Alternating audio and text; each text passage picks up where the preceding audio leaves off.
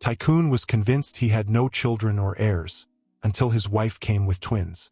"Another late night, sir?" his assistant asked from the doorway, startling him from his thoughts. "The quarterly reports need my attention," Sung-ho replied, his voice carrying the practiced composure that had become his trademark. "You should go home, Miss Park. It's already past 9. When the door closed, Sung-ho loosened his impeccably knotted tie and poured himself a glass of whiskey. At 45, his sharp features remained handsome, though years of solitude had etched permanent lines around his eyes. He walked to the window, watching the city he'd conquered while feeling utterly defeated by life itself. "Is this all there is?" he whispered to the empty room. His phone buzzed, a message from Minho, his younger brother. "Board members asking again about succession plans. We need to talk." Sung-ho's jaw tightened. He put the phone face down without responding. Moving to his private washroom, he splashed cold water on his face and stared at his reflection. The designer suit, the corner office, the respect of the business world, all hollow victories for a man who could never have what he truly wanted: a family to call his own. "You were right, father," he muttered bitterly. "I couldn't do the one thing even you managed to do." A memory surfaced: himself at 27, sitting stunned in a doctor's office as an older physician with grave eyes delivered the verdict. "I'm sorry, Mr. Kim. The condition is permanent. You will never be able to father children." The weight of that moment still crushed him 18 years later. The dynasty his father had pressured him to continue would end with him. The empire he'd built beyond his father's wildest dreams would eventually pass to strangers, or to Minho's future children. Returning to his desk, Sung-ho opened a drawer and removed a small velvet box. Inside lay a pair of jade cufflinks, his father's, now his, meant to be passed to the next generation of Kim men. He closed the box with a decisive snap. "Mr. Kim," his assistant's voice came through the intercom. "Your wife is on line 1. Sung-ho hesitated. Jisoo rarely called him, especially at the office. Their marriage of convenience had clear boundaries. He picked up the receiver. "Yes. I'm sorry to disturb you at work." Jisoo's soft voice came through. "I just wanted to remind you about the charity gala tomorrow night. Your tuxedo is ready." "I remember," he replied, more curtly than intended. The silence that followed made him regret his tone. "Thank you for the reminder. Will you be home for dinner tonight?" she asked, her voice carrying a note of hope that made something twist painfully in his chest. 3 years of marriage, and still she tried sometimes. Still she reached out despite his distance. "Don't wait for me," he said finally. "I have work to finish." The click of the call ending echoed in his mind long after he'd put down the phone. Later that night, as his driver navigated the quiet streets toward his luxury apartment, Sung-ho closed his eyes, feeling the familiar emptiness settle over him. The doctor's words from all those years ago played on repeat in his mind. "You will never be able to father children." He had built his life around that certainty, married Jisoo with that understanding, constructed walls around his heart to protect himself from wanting what he could never have. "We've arrived, sir," his driver announced, pulling up to the modern building where he and Jisoo lived separate lives under one roof. The penthouse was dark when he entered, save for a single light in the kitchen. A covered plate sat on the counter with a handwritten note. "In case you're hungry." Sung-ho lifted the cover to find his favorite dish perfectly prepared. Jisoo had clearly gone to great effort, despite knowing he'd likely not return for dinner. He moved silently through the apartment until he reached Jisoo's bedroom door. He could see light underneath. She was still awake. His hand rose to knock, then fell away. What would he say?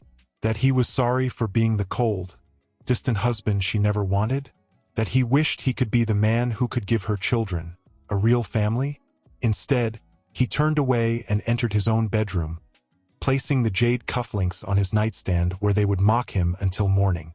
"You must understand our situation," her father said, his voice strained despite his attempt to maintain dignity. "The company will collapse without this alliance." Jisoo stared at the financial documents spread between them, the evidence of her family's impending ruin. The Park family name, once respected in textile manufacturing for generations, now teetered on bankruptcy after her father's failed expansion efforts. "And Mr. Kim?" she asked quietly. "What does he expect from this arrangement?" Her mother, seated silently beside her father, finally spoke. "He requires a wife who understands certain conditions." The weight of those words hung in the air. Jisoo had already heard the rumors about Sung-ho Kim, brilliant, ruthless in business, and intensely private. A man who had never been seen with a romantic partner despite being one of South Korea's most eligible bachelors. "He cannot have children," her father stated bluntly. "A medical condition. He's been direct about this. He needs a wife who accepts this reality, no heirs, no family. A partnership in name and social standing only." Jisoo felt something inside her crack. At 32, she delayed marriage to pursue her design career, always believing there would be time later for love and family. Now, facing her family's desperation, those dreams seemed childish fantasies. "So I am to be sold to save the family business," she said, not as accusation but as resignation. "Jisoo," her mother gasped. "We would never force you," her father insisted, though his eyes betrayed the truth. "But consider what your sacrifice could mean. Hundreds of employees would keep their jobs. Our family name would be preserved." 1 week later, Jisoo sat across from Sung-ho Kim himself in a private dining room at Seoul's most exclusive restaurant. He was more handsome than his photo suggested, tall, with sharp features softened only by unexpectedly soulful eyes. Eyes that assessed her with clinical detachment. "I appreciate your directness, Mr. Kim," Jisoo said after he finished outlining his expectations. "But may I ask why marriage at all? You clearly have no interest in companionship." Something flashed across his face. Vulnerability, perhaps, before the business mask returned. Even in modern Korea, certain traditions remain important to business relationships. A married CEO projects stability, continuity. "Even without the possibility of children?" she asked cautiously. His jaw tightened. "I've been transparent about that condition. If that's unacceptable—" "It's not that," Jisoo interrupted. "I simply want to understand the man I might marry." The silence stretched between them until Sung-ho reached for his wine glass. "My father built his company as a legacy for his sons. I've expanded it tenfold. Yet in his eyes, I remain a disappointment because I cannot continue the bloodline." He took a measured sip. "The irony doesn't escape me." For the first time, Jisoo saw past the powerful businessman to the wounded man beneath. "And you, Ms. Park? What do you seek from this arrangement?" Jisoo straightened her shoulders. "Security for my family, and perhaps purpose." Their eyes met in unexpected understanding. The wedding was a lavish affair befitting the union of two prominent families. 1,000 guests, none of whom suspected the true nature of the match. Jisoo wore traditional Korean hanbok in crimson and gold, embroidered with symbols of prosperity she didn't believe in. Sung-ho stood beside her, impeccable and distant. "You look beautiful," he whispered as cameras flashed around them. It was the kindest thing he'd said to her. Their honeymoon was a carefully orchestrated charade in the Maldives. Separate bedrooms in a private villa, photographs taken for social media, meals eaten in polite silence. On their final evening, sitting on the beach watching the sunset, Jisoo finally asked the question that had haunted her. "Will you ever allow yourself to be happy, Sung-ho?" He looked startled at the use of his given name. She had maintained formal address until then. "Happiness is a luxury I don't require," he replied, his eyes fixed on the horizon. "Everyone requires happiness," she countered softly. He turned to her, something unfathomable in his expression. "What would make you happy in this marriage, Jisoo?" The question caught her off guard. "Respect," she answered honestly. "And perhaps, in time, friendship." That night, a storm rolled in from the ocean. Jisoo woke to thunder and the crash of waves. Unable to sleep, she walked to the living area of their villa to find Sung-ho standing by the windows, watching the tempest. "I didn't mean to disturb you," she said, turning to leave. "Stay," he said, the word almost lost in the thunder. "Please." They stood side by side, watching nature's fury, two strangers bound by vows neither fully believed in. When lightning illuminated the room, Jisoo saw something she hadn't expected, tears on Sung-ho's face. Without thinking, she reached for his hand. He didn't pull away. It was the first real moment of their marriage. Not for show, not for business. Just two lonely people finding brief comfort in the storm. 3 years later, that moment remained an anomaly. The Kim household ran with perfect efficiency and complete emotional detachment. Jisoo managed the household staff, attended appropriate social functions on Sung-ho's arm, and filled her empty days with charity work and the design projects she was finally pursuing again. They lived as strangers who occasionally shared meals, who said good morning and good night with careful politeness. Separate bedrooms, separate lives, connected only by the legal document they had both signed and the understanding that sustaining appearances was essential. Until that one night 6 months ago, the night of the company's 20th anniversary gala. Sung-ho had received an award for innovation, and in a rare display of emotion, had acknowledged Jisoo in his speech. Behind every successful man stands a woman of strength and grace. I am fortunate that mine is both. Later, as they rode home in silence, Jisoo had felt his eyes on her. You didn't have to say that, she said softly. But thank you. It wasn't for show, he replied. You have been more than I deserved in a wife. Something shifted between them that night. Guards lowered, walls thinned. When he kissed her outside her bedroom door, it held none of the practiced performance of their public appearances. Stay, she whispered, echoing his words from years before. For one night, they weren't CEO and trophy wife, weren't a business arrangement. They were simply a man and woman seeking connection in their shared solitude. By morning, the walls had returned. Sung-ho left early for the office. They never spoke of it again. Life resumed its careful choreography of distance and politeness. With a practiced motion, he buttoned his suit jacket and straightened his tie. Today's board meeting was a formality, except for one agenda item that had been appearing with increasing frequency. Succession planning. The boardroom fell silent as Sung-ho entered. 12 faces turned toward him, a mix of loyal veterans and newer directors. At the far end sat Minho, his younger brother by 5 years, impeccably dressed in a suit that matched Sung-ho's in price if not in taste. The brothers acknowledged each other with curt nods. Gentlemen, shall we begin?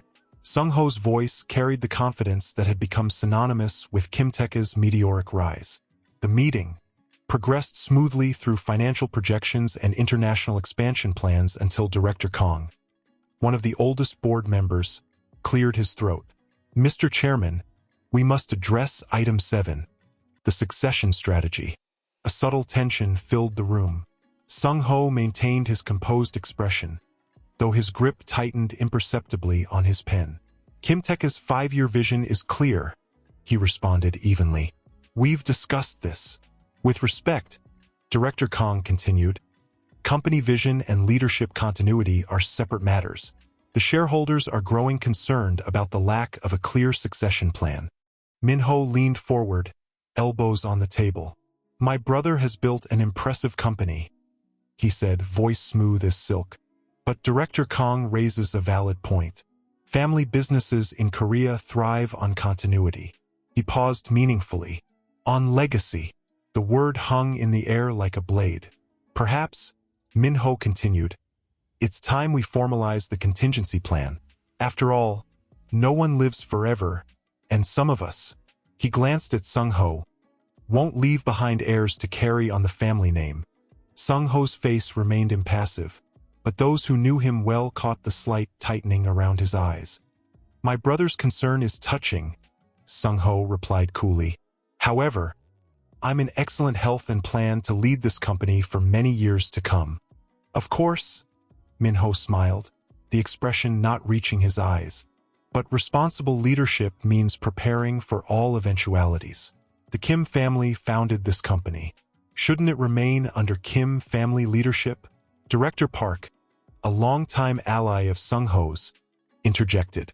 The chairman has brought unprecedented growth and innovation. Perhaps the traditional approach to succession isn't necessary for a tech company in the modern era. Traditional values are what built Korea's economy, countered Director Yoon, his ties to Minho well known. The chairman's personal situation presents unique challenges for company stability. The euphemism for Sung-ho's childlessness struck like a physical blow. For a moment, silence fell over the room as board members avoided meeting their chairman's gaze. Sung-ho stood slowly, commanding the room with his presence. Gentlemen, my personal situation, as you call it, has never affected my ability to grow this company from a startup to the third largest tech corporation in Asia. I suggest we focus on performance rather than antiquated notions of bloodlines. He gestured to the financial charts projected on the screen. 15 consecutive quarters of growth. Market expansion in 12 countries. Innovation awards across 3 continents. His voice hardened. These achievements speak louder than my brother's thinly veiled ambitions. Minho's smile faltered, but only briefly. No one questions your business acumen, brother. I merely suggest that the board has a fiduciary duty to consider all aspects of company security, including leadership continuity. The matter will be addressed in due time, Sung-ho concluded firmly. For now, let's proceed to the next agenda item. The meeting continued, but the undercurrent of tension remained. When it finally concluded, board members filed out with murmured goodbyes, leaving only the Kim brothers in the room. That was unnecessary, Minho, Sung-ho said quietly. Minho gathered his papers unhurriedly. On the contrary, it was entirely necessary. The board needs reassurance. The company needs stability. He looked up, meeting his brother's gaze directly.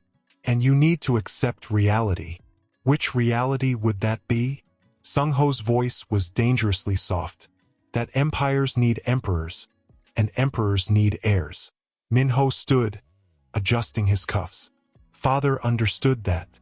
I understand that. Only you seem to struggle with this basic principle. Sung-ho's control wavered for a fraction of a second. Don't pretend this is about father's wishes. He's been gone for 15 years. And yet his portrait still hangs in your office, Minho observed.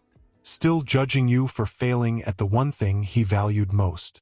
The words struck deeper than Minho could know, or perhaps precisely as deep as he intended. Careful, brother, Sung-ho warned. Minho stepped closer, lowering his voice. The board is losing confidence. 3 members approached me privately after last month's meeting. They're concerned about your increasing absences, your distraction. He smiled thinly. Your wife's extended stay in Busan with her sick mother hasn't gone unnoticed either. Trouble in paradise. Sung-ho's expression hardened. My marriage is not board business. Everything about the chairman is board business, Minho countered, especially when it affects company stability. He picked up his briefcase. I'm not your enemy, Sung-ho. I'm merely preparing for the inevitable. And what would that be? Sung-ho asked, voice tight. Minho paused at the door. The day when the board realizes that a man who cannot create a future for his family cannot be trusted with the future of this company. With a slight bow, he added, Good day, brother. When the door closed, Sung-ho remained motionless, staring at the skyline beyond the windows. The empire he'd built stretched before him. Towers bearing the Kim name, products changing lives worldwide. Yet Minho's words echoed in his mind. Empires need emperors, and emperors need heirs. His phone vibrated with a message from Jisoo. Mother is improving slowly. I may need to stay another week. I hope you're taking care of yourself. 3 months since she'd left for Busan. 3 months of evasive phone calls and vague updates about her mother's condition. Sung-ho wasn't a fool. Something had changed after that night they spent together. The night they'd broken their unspoken agreement to maintain distance. He typed a brief reply. Take the time you need. Things are under control here. A lie, perhaps, but one that preserved his pride. Whatever was happening with Jisoo, he wouldn't beg for explanations. He'd survived worse abandonments. As evening descended over Seoul, Sung-ho remained in his office, the board meeting replaying in his mind. Minho's ambition had always been transparent, But now it was gathering momentum, supporters, legitimacy. The succession question would only grow louder. His intercom buzzed. "Sir, your 7 p.m. dinner with the Japanese investors? Cancel it," he said abruptly. "Reschedule for next week."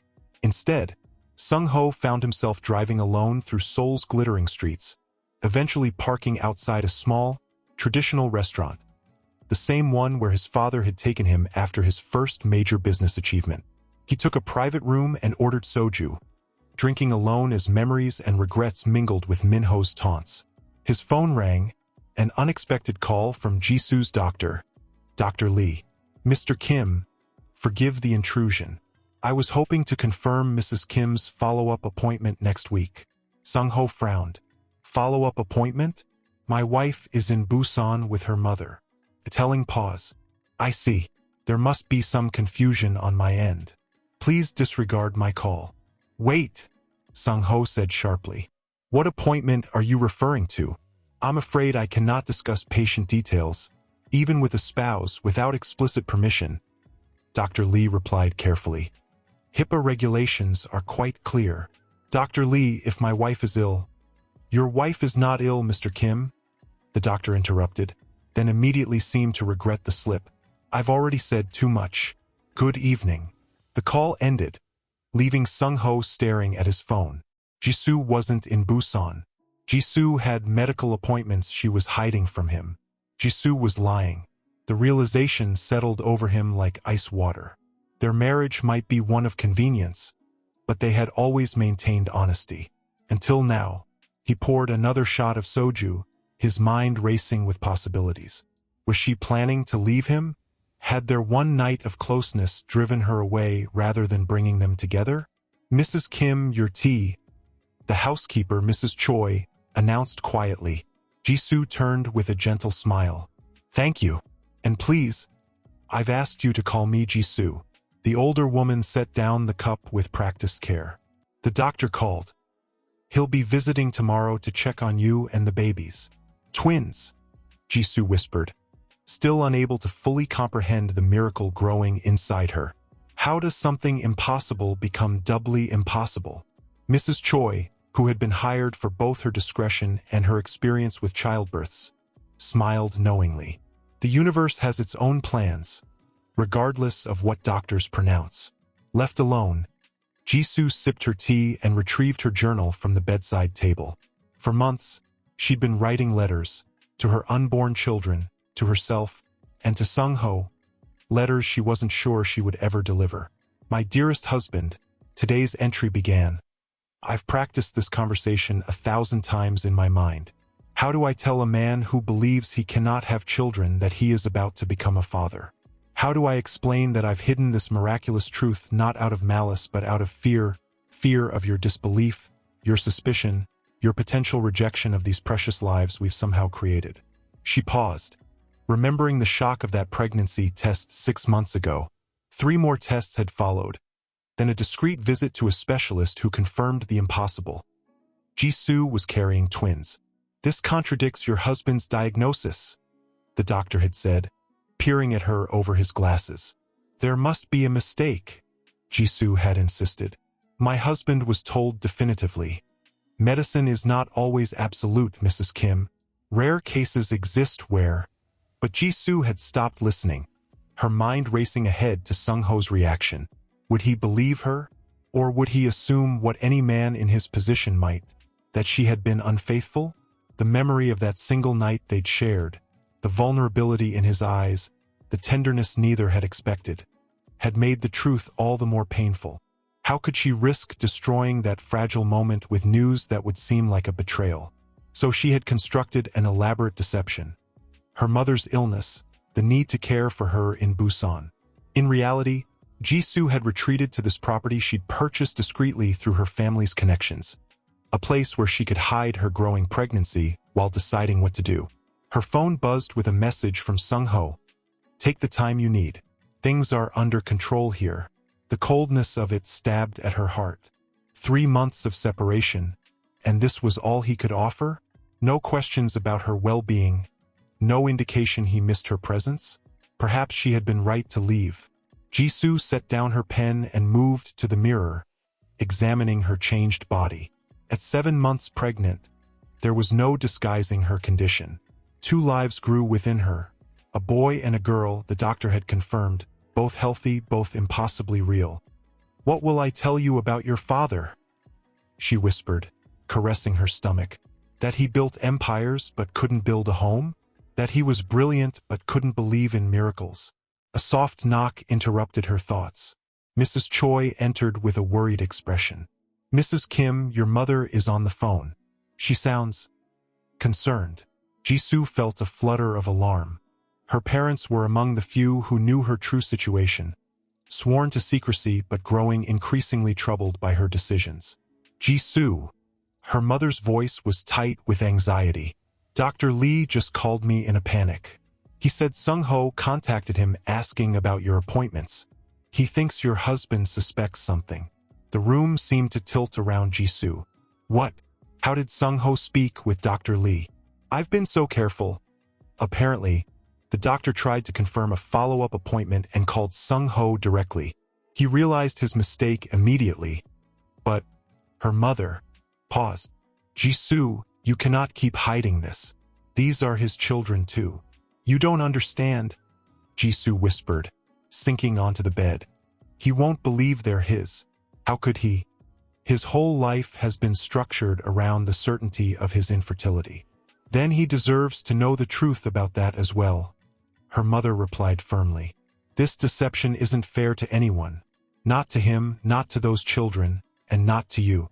After ending the call, Jisoo paced the room, one hand pressed against the small of her back where pain had become a constant companion.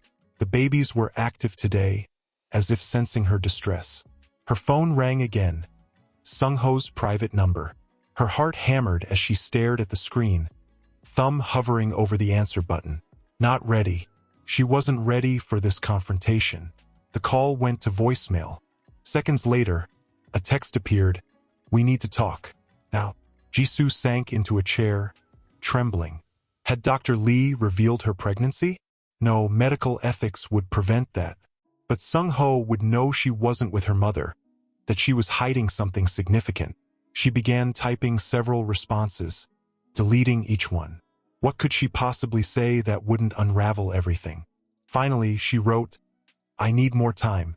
Please understand." His reply was immediate.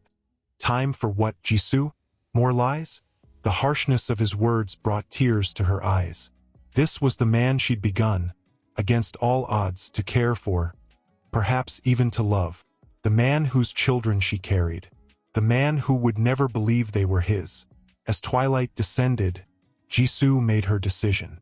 She called her most trusted friend, Sumin, a lawyer who had helped her arrange this hideaway.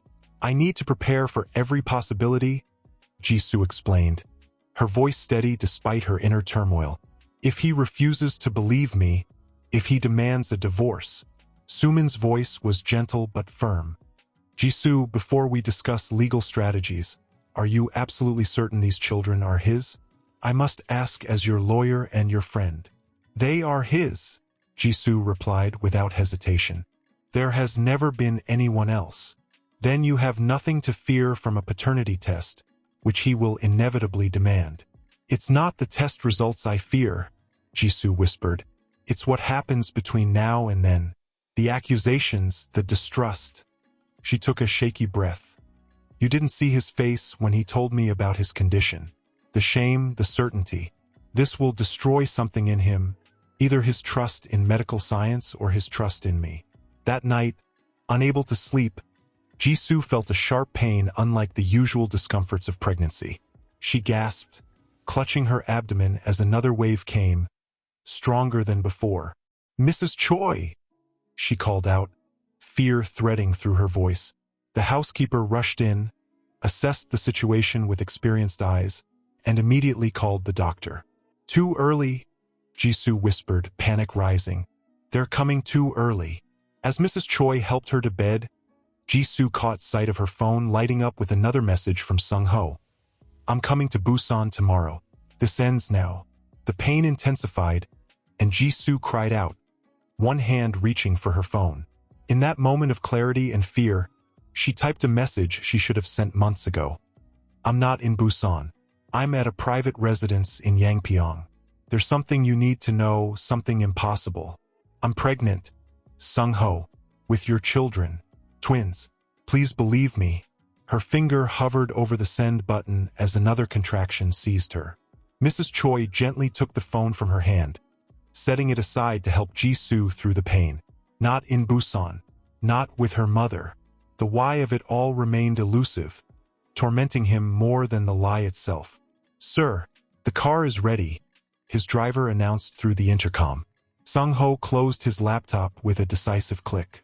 The board meeting scheduled for today would have to wait. For once in his meticulously controlled life, personal matters would take precedence over Kimtech. Tell Minho he'll need to chair the meeting. Sung-ho instructed his assistant over the phone as he descended to the underground parking garage. No explanations necessary.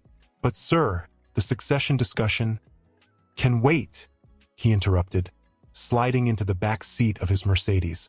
Yangpyeong, he instructed his driver. There's an address in the navigation system.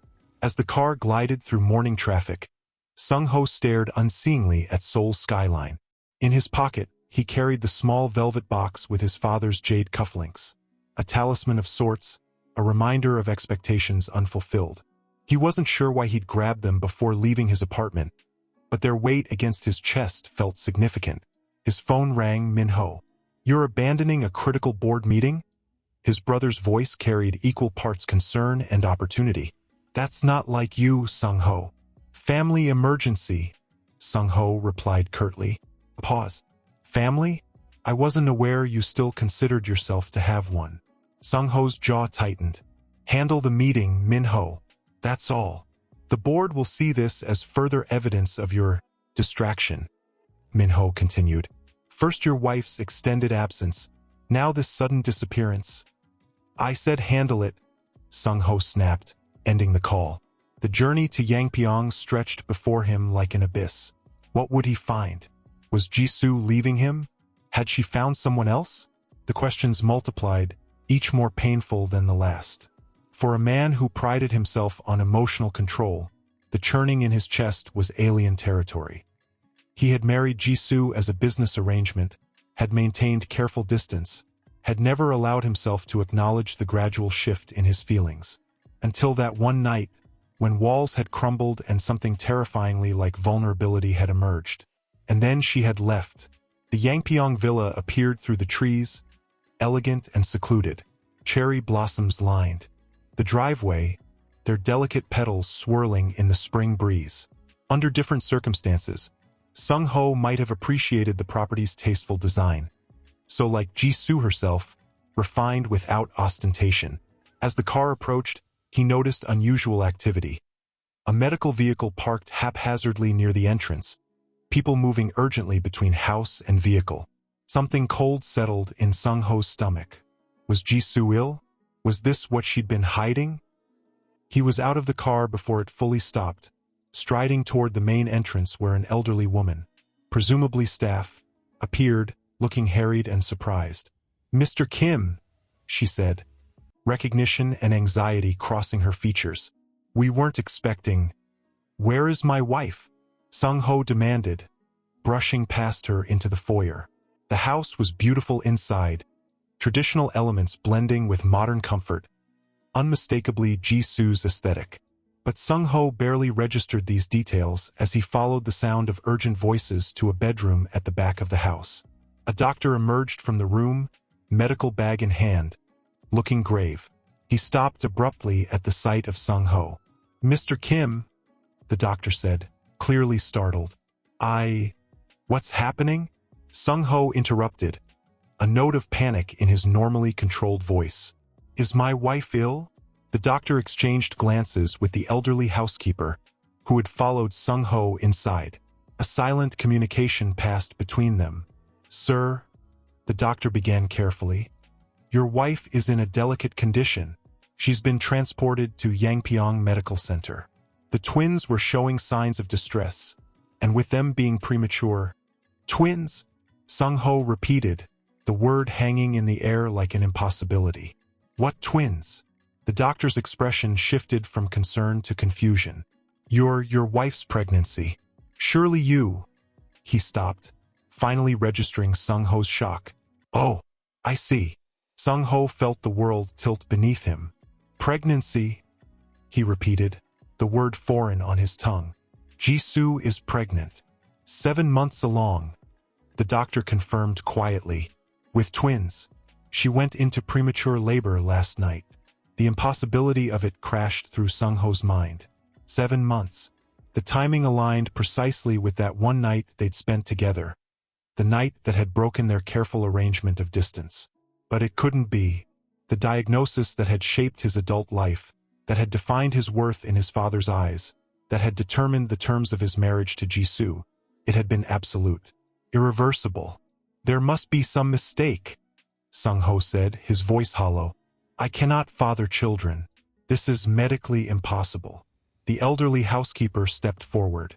Mr. Kim, there is no mistake about the children's father. Mrs. Kim has been living here alone, with only myself as company, these past 3 months. Then before that, he began, the implication hanging in the air. No, the housekeeper said firmly. Your wife has spoken of no one but you. These are your children, Mr. Kim. Mrs. Kim has been terrified to tell you, fearing exactly this reaction, that you would not believe her.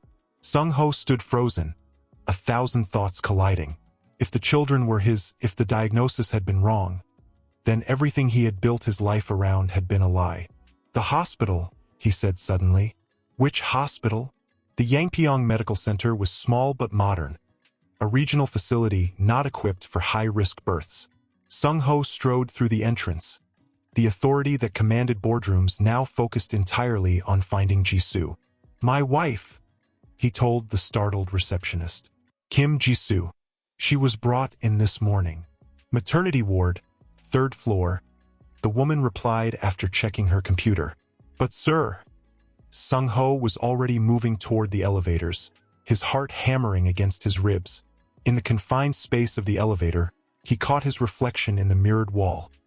A man he barely recognized, disheveled and wild-eyed, fear written across features usually composed in careful neutrality. The maternity ward was a flurry of activity. A nurse looked up as he approached the station. Kim Jisoo, he said, his voice strained. I'm her husband. The nurse's expression softened with recognition. Mr. Kim, your wife is in emergency surgery. The babies were in distress, and the doctor decided an immediate C-section was necessary. Surgery? The word felt like a physical blow. Are they? The surgical team is excellent, the nurse assured him. Dr. Yoon is one of our best. If you'll wait in the family room, I'll make sure you're updated immediately.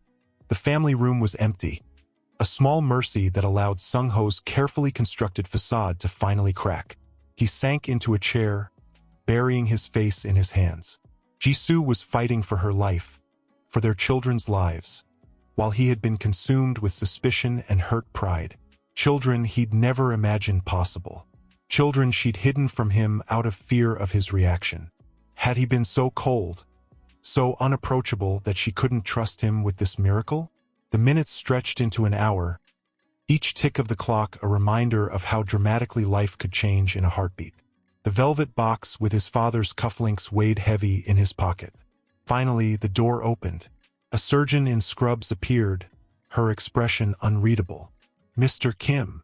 Sung-ho stood, steadying himself against a chair. Yes, my wife. Your wife is stable, the surgeon said. The surgery was complicated. The placenta had partially detached, causing distress to both babies. But she's young and strong. And the babies? He asked, the word still strange on his tongue. The surgeon's expression softened slightly. Your son and daughter are very premature, 32 weeks.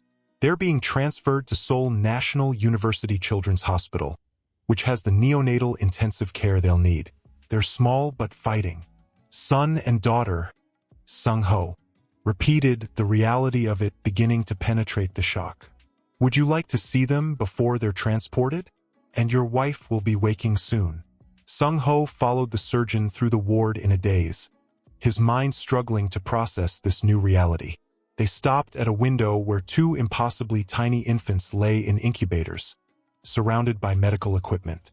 "That's your daughter on the left," the surgeon said gently, "and your son on the right.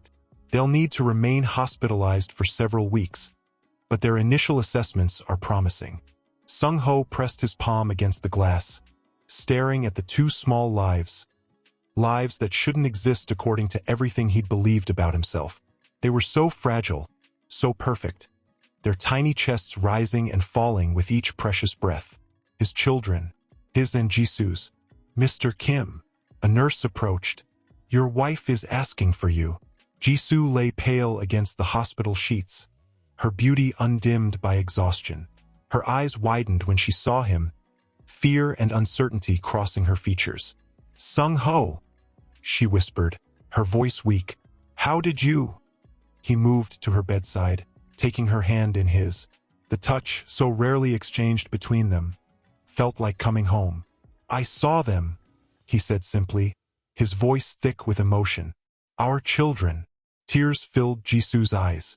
"I was so afraid you wouldn't believe they were yours, that you would think I had—" "No," he interrupted, squeezing her hand. "No, Jisoo, I know they're ours." He swallowed hard, struggling for words. "I just don't understand how. The doctors said sometimes, even with conditions like yours, it's rare but not impossible." She searched his face anxiously. "Are you angry that I didn't tell you?" The question struck at Sung-ho's heart. Had he given her reason to fear his reaction to the greatest miracle of their lives? "No," he said softly, brushing a strand of hair from her forehead. "I'm sorry I gave you reason to hide this from me. I'm sorry you had to bear this alone." Jisoo's tears fell freely now. "They're so small, Sung-ho. The doctor said they'll need special care for weeks, maybe months. They'll have everything they need," he promised. "Everything. And so will you." As if on cue, his phone buzzed with a message from Minho. "Board meeting concluded. The succession question remains unresolved. We need to talk." Sung-ho silenced his phone without responding, his priorities suddenly crystal clear. The empire could wait. His family, the one he never thought he'd have, could not. "Rest now," he told Jisoo, pressing a gentle kiss to her forehead. "I'll be here when you wake. We have much to discuss." As Jisoo drifted into sleep, Sung-ho remained by her side, the velvet box of cufflinks now open in his palm. The jade pieces caught the light, generations of Kim men reflected in their polished surfaces. Someday, they would adorn his son's wrists. Someday, the legacy his father had feared lost would continue. The neonatal intensive care unit hummed with the steady beeping of monitors and the gentle whoosh of breathing machines. Sung-ho stood before the incubators housing his children, his hands pressed against the clear plastic in what had become a daily ritual, a silent communication with the tiny beings who had upended his carefully ordered world. "Mr. Kim," Dr. Kong approached quietly, clipboard in hand. "You're here early today." Sung-ho checked his watch, 5:30 a.m. He'd left the penthouse before dawn, unable to sleep. "How are they this morning?" Dr. Kong smiled, the expression warming her usually serious face. "Your son gained another 30 grams overnight, and your daughter's oxygen levels have stabilized significantly. They're fighters, both of them." "Like their mother," Sung-ho murmured. Speaking of Mrs. Kim, she called to say she's on her way. She's been cleared to resume more normal activities now. Sung-ho nodded, relief washing through him. Jisoo's recovery had been complicated by a post-surgical infection, keeping her hospitalized longer than expected. Yesterday had been her first day home, though home was now Sung-ho's penthouse, rather than the separate residences they had maintained throughout most of their marriage. "Mr. Kim," Dr. Kong continued gently, "we discussed kangaroo care yesterday. Have you considered—" "I remember," Sung-ho interrupted, anxiety threading through his voice. "Skin-to-skin contact to help regulate their body temperature and strengthen the parental bond." "Yes, It's particularly beneficial coming from the father as well as the mother. Sung-ho stared at his son, so tiny that his entire hand could barely wrap around Sung-ho's finger. What if I hurt them? They're so fragile. The nurses will help position them safely, Dr. Kong assured him. These little ones need their father's touch as much as their mother's. When the doctor left, Sung-ho continued his vigil, memories of his own father surfacing unbidden. Had Sung-hoon Kim ever stood like this, marveling at his son's vulnerability? Had he ever questioned his ability to protect them? Somehow Sung-ho doubted it. His father had viewed children as inheritors, not as miracles requiring protection. There you are. Jisoo's voice interrupted his thoughts. She moved carefully to his side, still tender from surgery but determined to spend every possible moment with their children. You should be resting, Sung-ho said, automatically offering support as she reached for the incubator. I've rested enough. Her fingers pressed against the plastic, mirroring his pose. Any changes? Minjun gained weight. Suyun's oxygen levels are improving.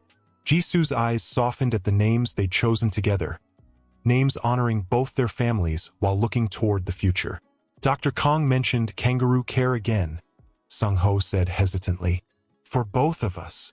Jisoo studied his face, reading the anxiety he couldn't fully hide. You're afraid. It wasn't a question, and Sung-ho didn't deny it. In the past weeks, they had established a new honesty between them. Fragile but growing stronger each day. What if I'm not gentle enough? He admitted. I've never held anything so precious. Jisoo's hand found his, their fingers intertwining. I've watched you these past weeks, Sung-ho. The way you speak to them, the way you've reorganized your entire existence around their needs. She squeezed his hand. Gentleness isn't about size or strength. It's about choice. Before he could respond, a nurse approached. Mrs. Kim, Dr. Kong suggested we try kangaroo care this morning if you're feeling up to it. And Mr. Kim as well.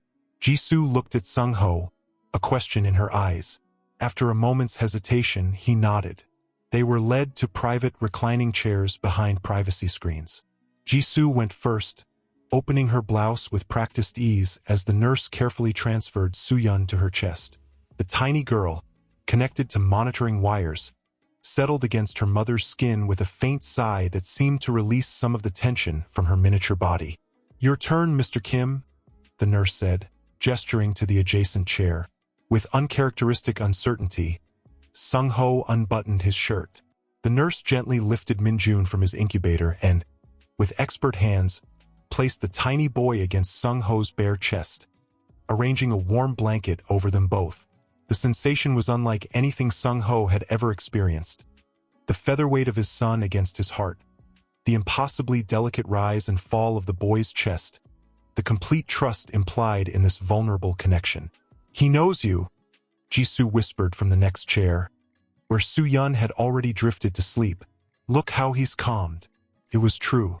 Minjun's usual restless movements had stilled, his tiny form molding perfectly against Sung-ho's chest, as if he'd finally found his rightful place in the world. Something broke open inside Sung-ho, a dam he hadn't known existed. Tears formed in his eyes, then spilled silently down his cheeks. Sung-ho? Jisoo asked softly, concerned. I didn't think this would ever be possible, he whispered, voice rough with emotion. Not just the children, but this feeling. He looked up at her, vulnerable in a way she had never witnessed. Is this what it means to be a father? This terror mixed with wonder. Jisoo's own eyes glistened with tears. I think it must be. They sat in silence, each cradling a miracle, until the nurse returned to check the baby's vital signs. Excellent, she declared, noting the readings. Their vitals are stabilizing beautifully. Mr. Kim, you have a natural touch. The words, so simple, so profound, settled into Sung-ho's heart like a revelation. Later that afternoon, as Jisoo rested in the hospital's family room, Sung-ho stood by the window, phone pressed to his ear as he conducted the business that couldn't be postponed indefinitely. The board is growing impatient, brother. Minho's voice carried its usual blend of concern and calculation. 3 weeks of your absence with only video conferences and delegated decisions. The succession question has been answered, Sung-ho interrupted calmly. A pause. What do you mean? I have a son, Minho, and a daughter. The Kim family line continues. The silence that followed was profound. When Minho finally spoke, his voice had lost its smooth assurance. That's impossible. Your condition was misdiagnosed, Sung-ho stated simply. Medical science isn't infallible, it seems. You're claiming these children are yours? Biologically yours. The implication sparked a flash of anger. I'm not claiming anything. I'm stating facts. Jisoo has delivered my children, twins. They're premature and currently in neonatal intensive care, which is why I've been working remotely. Another lengthy silence. This changes everything, Minho finally said. Yes, Sung-ho agreed. It does. I'd like to see them. My niece and nephew. The words sounded strange, experimental, as if Minho was trying them out for the first time. Sung-ho hesitated. The relationship between the brothers had always been complex. Competitive rather than supportive, strategic rather than loving. The idea of Minho entering this new, sacred space felt somehow threatening. Before he could respond, Jisoo appeared at his side, having overheard the conversation. Your brother should meet them, she said quietly. Family is family. Sung-ho studied her face. The same gentle wisdom that had drawn him to her years ago when they'd first discussed their arrangement of a marriage. How strange that what had begun as a business decision had transformed into this profound connection. Come tomorrow afternoon, Sung-ho told Minho. 2 o'clock. The children typically have their assessments in the morning. After ending the call, he turned to Jisoo. Are you sure about this? Minho has never been supportive of our marriage. Jisoo touched his arm lightly. Children change perspective, Sung-ho. Perhaps they'll change his as well. The following day dawned with unexpected news. Soo-yeon had been deemed strong enough to attempt feeding without her feeding tube. A small victory, but in the precarious world of premature infants, every step forward was cause for celebration. Sung-ho watched as Jisoo carefully held the tiny bottle, her face a study in concentration as their daughter struggled with this new skill. That's it, Jisoo encouraged softly. Just a little more, my brave girl. The moment was so intimate, so perfect that Sung-ho almost didn't notice the figure appearing in the doorway. Minho, immaculate in a designer suit, his expression unreadable as he took in the scene before him. Minho, Sung-ho acknowledged, straightening. You're early. Minho stepped into the room hesitantly, his usual confidence noticeably diminished in this unfamiliar territory. The meeting finished sooner than expected. His eyes moved to Jisoo and the tiny bundle in her arms. Mrs. Kim, you're looking well. Thank you for coming, Jisoo replied warmly, demonstrating the graciousness that had always been her hallmark. Would you like to meet your niece? Soo-yeon just accomplished her first bottle feeding. Minho approached cautiously, as if the baby might shatter from his mere presence. When he peered down at Soo-yeon's face, something shifted in his expression. Surprise, wonder, and something that might have been regret. She has father's eyes, he said quietly. The Kim eyes. Sung-ho felt an unexpected surge of pride. Yes, and Min-jun has his chin. Would you like to see him? He led his brother to the adjacent incubator where Min-jun slept peacefully, his tiny chest rising and falling in the rhythm they had all come to watch for obsessively. Minho stared at his nephew for a long moment, then turned to Sung-ho with an expression of genuine bewilderment. How is this possible? After all these years believing. The doctors say it's rare but not unheard of, Sung-ho explained. A partial condition rather than a complete one. The odds were astronomically against it, but he gestured to the 2 children. Minho's gaze returned to Min-jun. Father would have been, he paused, recalibrating. He would have been very pleased. The statement hung between them, loaded with shared history. Their father's disappointment in Sung-ho's presumed inability to continue the family line, his shifting of attention and grooming toward Minho as the potential future of the Kim dynasty. I suppose this resolves the succession question, Minho added, his tone carefully neutral. Sung-ho studied his brother, seeing beyond the polished exterior to the boy he'd once been, always second, always trying to prove himself. The company will need strong leadership for many years before Minjun is ready to consider such responsibilities. Leadership I can't provide alone. Minho looked up sharply. What are you saying? I'm saying that fatherhood has given me a different perspective on legacy. Sung-ho moved to Jisoo's side, placing a gentle hand on her shoulder. These 3 weeks have taught me that some things matter more than boardrooms and quarterly reports. You're stepping down? Minho asked incredulously. No, but I am restructuring. COS with clearly defined areas of responsibility. You've always had strengths I lack, Minho. It's time we acknowledge that and work together rather than in opposition. The shock on Minho's face was almost comical. You're serious? Completely. We'll discuss details when the children are stronger and home. For now, I wanted you to understand that their arrival changes things not just for me, but for all of us. Something complicated crossed Minho's features. Relief, suspicion, and perhaps a glimmer of the brotherly connection that had been lost decades ago. I don't know what to say. Say you'll be the uncle these children deserve, Jisoo interjected gently. Family is more than business, more than succession. Minho's gaze moved between the babies, then back to his brother and sister-in-law. For a moment, the calculating businessman vanished, replaced by something more vulnerable. I'd like that, he said simply, as Minho carefully extended a finger toward Minjun, who reflexively grasped it with surprising strength. Sung-ho exchanged a glance with Jisoo. In her eyes, he saw the same thought that had been growing in his heart these past weeks. Sometimes the most carefully constructed plans gave way to something far more beautiful than anyone could have designed. Their marriage had begun as a strategic alliance. Their children had been a medical impossibility. Yet here they stood, a family forming bonds that transcended contracts and confounded science. He has a strong grip, Minho commented, genuine amazement in his voice as Minjun continued to clutch his uncle's finger. Yes, Sung-ho agreed, his hand finding Jisoo's and holding it just as firmly. He comes from strong stock. Outside the hospital windows, Seoul continued its relentless pace, the city of ambition and competition that had shaped the Kim brothers for so long. But within these walls, something new was taking root. A legacy measured not in market share or assets, but in tiny heartbeats and first milestones, in reconciliations and second chances. Sung-ho stood in the doorway of the nursery, watching Jisoo as she sang softly to Soo-yeon, who fought sleep with the same determination she'd shown fighting for life in those early days.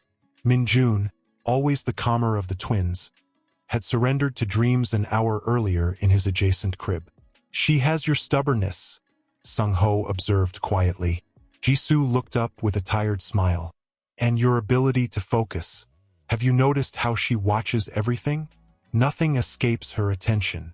Sung-ho crossed the room, his steps instinctively quieter now, a habit formed over months of midnight movements around sleeping infants. He knelt beside the rocking chair where Jisoo cradled their daughter. The board approved the final restructuring plan today, he said softly. Minho and I will officially begin as COS next quarter. Jisoo's eyes widened. Even Mr. Park agreed? I thought he was the last holdout. He was. Sung-ho's lips curved into a rare smile, until Minho showed him pictures of the twins wearing the tiny business suits he bought them. Your brother and his gifts. Jisoo laughed softly. I never expected him to become such a doting uncle. The change in Minho had surprised them all. The man who once approached every interaction as a strategic maneuver now appeared on weekends with increasingly elaborate presence and insisted on documenting each small milestone with the devotion of a professional photographer. Speaking of unexpected changes, Sung-ho said, his tone shifting slightly, I've been thinking about our arrangement. Jisoo's hands stilled, momentarily in their gentle stroking of Soo-yeon's back. Our arrangement? Our marriage, he clarified. meeting her eyes directly. It began as a business decision, a contract with clear terms. Jisoo's expression became guarded. Yes, I remember. Those terms included separate residences, specified public appearances, and mutual support of career goals. His voice remained measured, controlled, the voice he used when building toward an important point in negotiations. Since the twins' birth, we've been living together out of necessity. Your design firm has been operating remotely while you recover, and my work hours have been restructured. It's been a temporary adjustment, Jisoo acknowledged carefully. I know you value your independence. Once the twins are a bit older, I can move back to... I don't want that, Sung-ho interrupted, the carefully constructed facade cracking to reveal something raw and urgent beneath. I don't want you to leave. I don't want to return to our arrangement. Soo-yeon, perhaps sensing the tension in her mother's arms, made a small sound of protest. Jisoo automatically resumed the gentle rocking motion, though her eyes never left Sung-ho's face. What are you saying? She asked, her voice barely audible. Sung-ho reached out, his fingers lightly touching their daughter's cheek before moving to rest on Jisoo's hand. I'm saying that contracts can be renegotiated when circumstances change, and circumstances have changed profoundly. Because of the children? Because of everything. He drew a deep breath. Because I wake up every morning wanting to see your face across the breakfast table. Because I find myself inventing reasons to call you during the day. Because watching you with our children has made me understand what it means to love someone completely. The word hung between them. Love, so carefully avoided in their previous negotiations, now spoken aloud in the quiet nursery. Jisoo's eyes glistened in the soft lamplight. Sung-ho, you don't need to answer now, he said quickly. I know this isn't what you agreed to. Our marriage was meant to be a partnership of equals, not an emotional entanglement. If you prefer to maintain our original agreement... Stop, Jisoo interrupted, her voice firm despite its softness. Do you think I've been merely fulfilling a contract these past months? That when I watch you holding our children, or when I wake to find you've let me sleep while you handle the 3 a.m. feeding, my heart doesn't react. Sung-ho felt something expand in his chest. Hope, fragile but insistent. What are you saying? I'm saying that I fell in love with my husband, she whispered. Somewhere between board meetings and baby monitors, between crisis management and colic. And I've been afraid to tell you because it wasn't part of our agreement. Sung-ho moved closer, one hand coming up to cup her cheek. Then let's make a new agreement. Not a business arrangement, but a marriage. A real one. Jisoo leaned into his touch. Are you proposing to your wife, Chairman Kim? I believe I am, Designer Park. His thumb brushed away a tear that had escaped down her cheek. And this time, not for appearances or advantages, but because I can't imagine my life without you at the center of it. Soo-yeon chose that moment to finally surrender to sleep, her little body going lax against Jisoo's chest. Without speaking, Sung-ho carefully lifted his daughter and transferred her to her crib with the practiced motion of a man who had overcome his fear of fragility. When he turned back, Jisoo had risen from the rocking chair and stood watching him, her expression open and vulnerable in a way he'd rarely seen. Yes, she said simply. Sung-ho crossed the room in 2 strides and pulled her into his arms. The kiss they shared was different from any before. Not the polite affection of their public appearances or the careful navigation of new parenthood, but something honest and unguarded. We should celebrate, he murmured against her lips. I'll call Minho to watch the twins tomorrow night. Dinner at that restaurant on Namsan where we had our first meeting. Jisoo smiled. You remember that?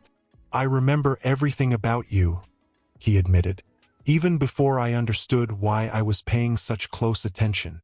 A soft chime from Sung-ho's phone interrupted the moment.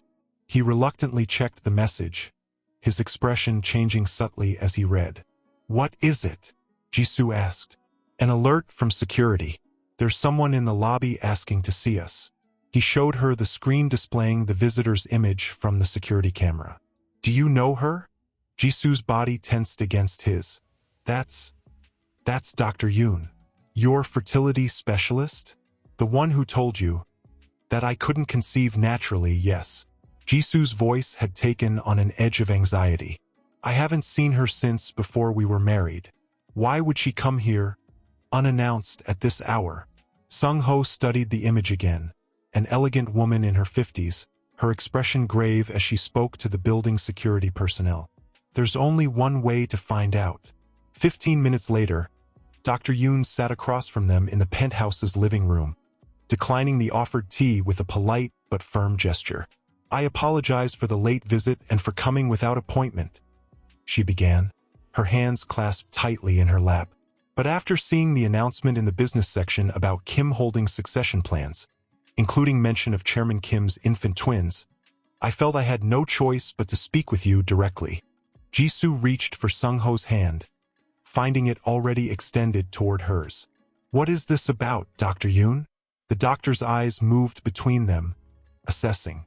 Mrs. Kim, you were my patient for 3 years. During that time, I ran extensive fertility tests and provided you with a difficult diagnosis, primary ovarian insufficiency leading to infertility. Yes, I remember, Jisoo replied quietly. You told me natural conception would be virtually impossible. It would be, Dr. Yoon emphasized, her voice gentle but firm. Your condition was not borderline or ambiguous. It was definitive. Sung-ho felt Jisoo's hand tighten around his. Yet here we are, he said coolly, with 2 very real children sleeping in the next room. Dr. Yoon nodded. Yes, and that's why I'm here. Because medical miracles, while they do occur, are exceedingly rare. 2 such miracles simultaneously, your condition overcoming itself while Chairman Kim's condition did the same, moves beyond the realm of statistical improbability into something that requires investigation. A heavy silence settled over the room. Sung-ho felt a coldness spreading through his chest. What exactly are you suggesting, Dr. Yoon? The doctor met his gaze directly. 6 months ago, a laboratory technician was fired from Seoul National University Hospital, the same hospital where your wife delivered the twins. He was discovered to have been falsifying medical records and test results for significant payments. Jisoo's face had gone pale. Are you accusing us of something? Not at all, Dr. Yoon assured her quickly. I believe you both to be victims in this situation. The technician in question had access to genetic material in the hospital's fertility clinic, material that could potentially have been used without consent. The implication hung in the air, terrible in its possibilities. You think someone used our genetic material without permission? Sung-ho asked, his voice dangerously controlled.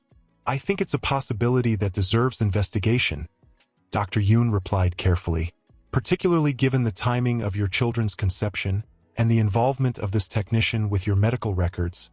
Chairman Kim. Jisoo's free hand moved protectively toward the nursery. Are you suggesting our children aren't ours? Genetically, they may well be yours, Dr. Yoon clarified. But the method of conception is irrelevant, Sung-ho interrupted sharply. Those children are ours in every way that matters. Dr. Yoon nodded, her expression softening slightly. I understand your feelings, Chairman Kim, but there are larger implications. If someone manipulated your medical information or used stored genetic material without consent, there could be other victims. Other families with questions they don't even know to ask. The weight of her words settled over them. Sung-ho could feel Jisoo trembling beside him, could see the cascade of emotions crossing her face. Fear, confusion, protective instinct. What do you propose? He finally asked. A discreet investigation, Dr. Yoon replied. Tests to determine whether the children were conceived naturally or through assisted methods without your knowledge. If the latter, it would provide evidence against the technician and potentially others involved. And if we refuse? Jisoo's voice had found its strength again, edged with maternal fierceness. Dr. Yoon sighed.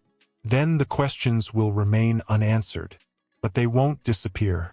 And in your position, Chairman Kim, with succession plans now hinging on these children, are you threatening us? Dr. Yoon. Sung-ho's tone had dropped to the dangerous register that board members had come to fear. I'm trying to protect you, she countered firmly. Consider the implications if this comes to light years from now, through channels you don't control. The media coverage. The impact on your children when they're old enough to understand. The baby monitor on the coffee table lit up with sounds of Minho stirring. Jisoo rose automatically, her training as a mother overriding the tension of the moment. "I need to check on him," she said, looking to Sung-ho with an expression that held 1,000 unspoken thoughts. When she had gone, Sung-ho turned back to Dr. Yoon, his gaze calculating. "You could have sent this information in a letter, or called for an appointment during business hours. Why come here tonight, unannounced?" Dr. Yoon hesitated, then leaned forward slightly. "Because I'm not the only one who has made this connection. 2 days ago, I was approached by a journalist asking questions about fertility fraud and specifically mentioning your family. I refused to comment, of course, but it's only a matter of time before someone puts these pieces together publicly." "Who was this journalist?" Sung-ho demanded. "Park Dong-wook from the Seoul Economic Daily. He specializes in corporate ethics investigations." Sung-ho recognized the name immediately. A persistent investigative reporter who had previously uncovered corruption in several major corporations. If he was pursuing this story, from the nursery came the sound of Jisoo's voice, soft and soothing as she comforted their son. The life they had built together, the family that had transformed him from a calculating businessman into someone capable of love, now faced a threat he hadn't anticipated. "I'll need time to discuss this with my wife," Sung-ho said finally, rising to indicate the meeting was concluded. "You understand that my priority is protecting my family." Dr. Yoon stood as well, gathering her bag. "Of course, but please don't take too long. Some situations become more dangerous when ignored." After showing her out, Sung-ho made his way to the nursery. Jisoo sat in the rocking chair, Minho now awake and contentedly cradled in her arms. She looked up as Sung-ho entered, her eyes filled with questions he wasn't sure how to answer. "She's gone?" Jisoo asked softly. "Yes." He moved to stand beside them, automatically reaching to stroke his son's downy hair. "But her questions remain." Jisoo's arms tightened slightly around Minho. "Do you think it's possible that someone could have—" "I don't know," Sung-ho admitted, the rare acknowledgement of uncertainty heavy between them. "But I do know this: nothing she said changes what I feel when I look at them, or what I feel when I look at you. But if they weren't conceived naturally, if someone intervened without our knowledge, then we received a gift we didn't expect, through means we didn't choose," Sung-ho finished firmly. "It doesn't make them any less ours." Minho made a small sound, his tiny hand reaching up to catch at his father's finger with surprising strength. The familiar gesture, the same one that had first cracked Sung-ho's carefully constructed walls months ago, now served as an anchor in swirling uncertainty. "We need to know the truth," Jisoo said finally, looking up at her husband with clear eyes despite her fear. "Not just for us, but for them. Someday they'll have questions about where they came from, how they came to be." Sung-ho nodded slowly. "And if the truth is complicated, if it involves deception or manipulation, then we'll face it together," Jisoo replied with quiet conviction. "And we'll find a way to help our children understand that love isn't determined by how they came into our lives, but by what we've built since their arrival." Outside the penthouse windows, Seoul's nightscape glittered with countless lights, each representing lives and stories and complexities hidden behind glass and concrete. Somewhere in that vast city, answers waited to be uncovered. Answers that might shake the foundation of the life they'd built together. But within these walls, in this moment, there was only this: a family bound together not by contracts or expectations or even biology, but by something far more powerful and enduring. Sung-ho leaned down and pressed a kiss to Jisoo's forehead, then one to Minho's. "I'll call Minho in the morning," he said quietly. "And my security team, if there's a threat to our family, will identify it and neutralize it." "And the journalist?" Jisoo asked. Sung-ho's expression hardened slightly. "I'll handle him as well. No one threatens what's ours." As if sensing the shift in her father's mood, Soo-yeon began to stir in her crib. Jisoo smiled faintly. Your daughter demands your attention, Chairman Kim. The title, once so central to his identity, now seemed secondary to the more important one. Father. As Sung-ho lifted Soo-yeon into his arms, feeling her tiny body relax against his chest in complete trust, he made a silent vow.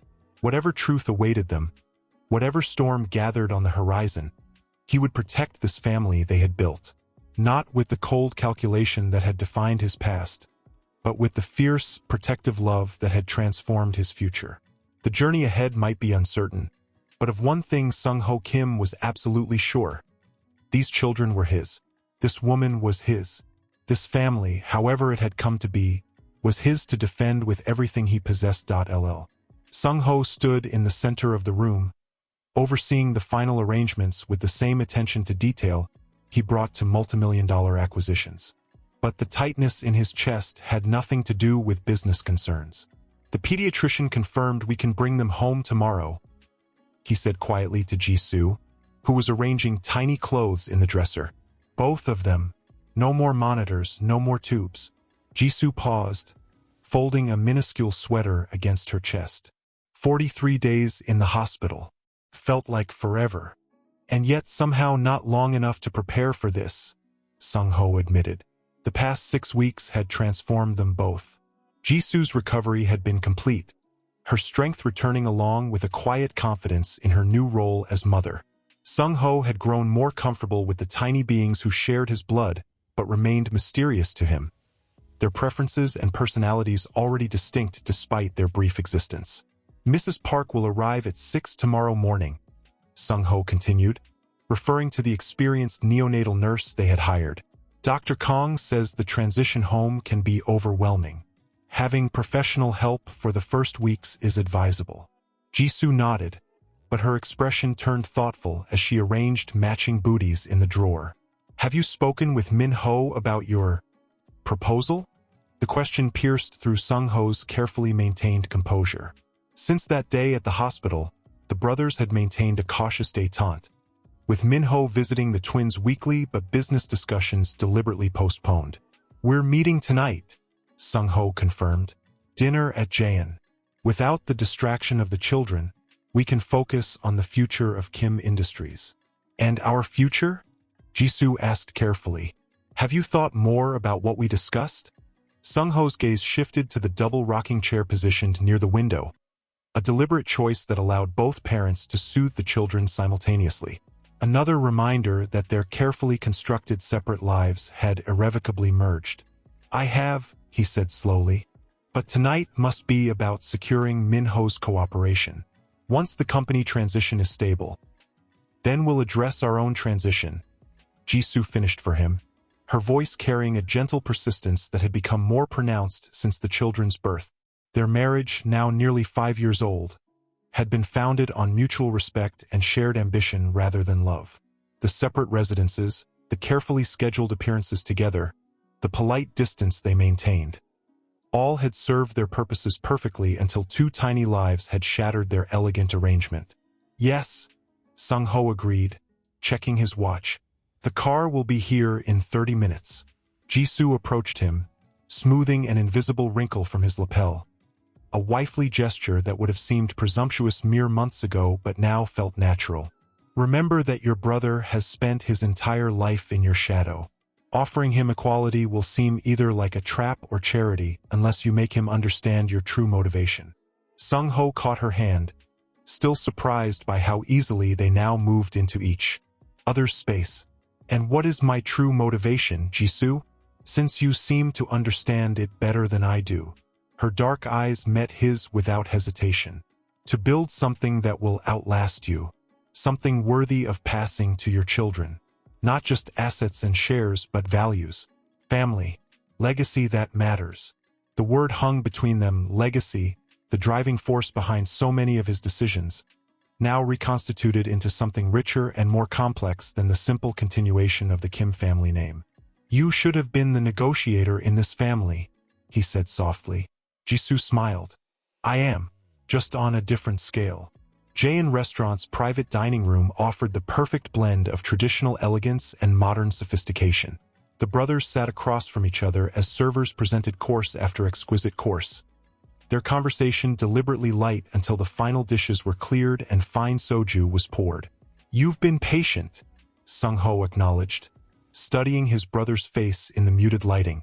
"Allowing me these weeks with my family." Minho swirled the clear liquid in his glass. "They're remarkable children, growing stronger each week." Something vulnerable flashed across his features before the polished mask returned. "Father would have been pleased." "Perhaps," Sung-ho agreed, "though I find myself caring less about what would have pleased our father and more about what will serve my children best." Minho's eyebrows rose slightly. "A revolutionary concept for a Kim. Revolution is precisely what I want to discuss." Sung-ho leaned forward, his voice dropping despite the privacy of their location. Kim Industries has dominated the market through aggressive expansion, cutthroat acquisitions, and an uncompromising corporate culture. "A culture you perfected," Minho pointed out. "One I inherited and enhanced," Sung-ho corrected. "But the market is changing. Technology, consumer values, global priorities, all shifting beneath our feet. The company must adapt or face decline within a decade." Minho's expression sharpened with interest. "You've never acknowledged any weakness in your leadership strategy before. It's not weakness to recognize changing conditions. It's weakness to ignore them." Sung-ho retrieved a sleek leather portfolio from beside him and slid it across the table. "My vision for the next decade. 2 divisions, 2 leaders, 1 unified direction." Minho opened the portfolio carefully, as if it might contain explosives rather than corporate projections. His eyes widened as he scanned the contents. "You're serious about this co-CEO structure?" "Completely.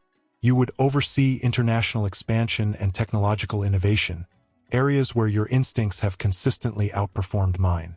I would maintain domestic operations and core businesses while gradually transitioning to a more strategic role." "And the board?" Minho asked, his voice carefully neutral. "Will resist initially. Change frightens old men who've grown comfortable." Sung-ho allowed himself a small smile. "But they'll accept it because the alternative I've prepared is far more radical."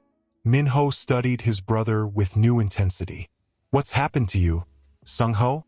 6 weeks ago, you would have fought to your last breath to maintain singular control." The question hung in the air, demanding honesty that Sung-ho would once have considered weakness. Now he found himself willing to offer it. "6 weeks ago, I watched my son, smaller than my hand, fight for every breath. I watched my daughter, who might never have existed, demonstrate more determination than many grown men I've known." His voice dropped lower. "I watched my wife, who entered our marriage as a business arrangement, transform into someone willing to battle death itself for our children." Minho remained silent, his expression unreadable. "It changes perspective," Sung-ho continued. "Makes me consider what I truly want my legacy to be. Not just a company that bears our name, but a family worthy of carrying it forward." "And you believe I'm part of that family?" Minho asked, the question stripped of his usual sarcasm, revealing the wound that had existed between them since childhood. Sung-ho met his brother's gaze directly. "I believe we have the opportunity to redefine what the Kim family means, in business and beyond. Beginning now with this decision." A long silence stretched between them, filled with decades of competition, resentment, and the possibility of something new. Finally, Minho closed the portfolio. "I'll need time to review the details, to consider the implications." "Of course. And I want my own legal team to draft the agreements, not just yours." "Already anticipated." Page 17 outlines the independent counsel arrangements. Minho's mouth quirked in a reluctant smile. "Some things don't change. You're still 10 steps ahead." "Not anymore," Sung-ho admitted. "With the children, I'm learning every day how unprepared I can be." "Speaking of the children," Minho said carefully, "I've been meaning to ask. Their surname, Kim Park," Sung-ho supplied, honoring both families. Minho raised an eyebrow. "Another revolutionary decision. Jisoo's family name matters to her, And to me, surprisingly, Sung-ho found himself smiling at his brother's evident shock. The children will carry both legacies forward. As they prepared to leave the restaurant, Minho paused. There's something I should tell you. About father. Sung-ho stilled, wariness replacing the momentary openness. What about him? Before he died, when you were away closing the Singapore deal, Minho hesitated, uncharacteristically uncertain. He asked me to watch over you, to make sure you didn't sacrifice everything for the company. Father said that? Sung-ho's disbelief was evident. His exact words were, "Your brother knows business but nothing of life. Don't let him end up like me." The revelation hit Sung-ho with unexpected force.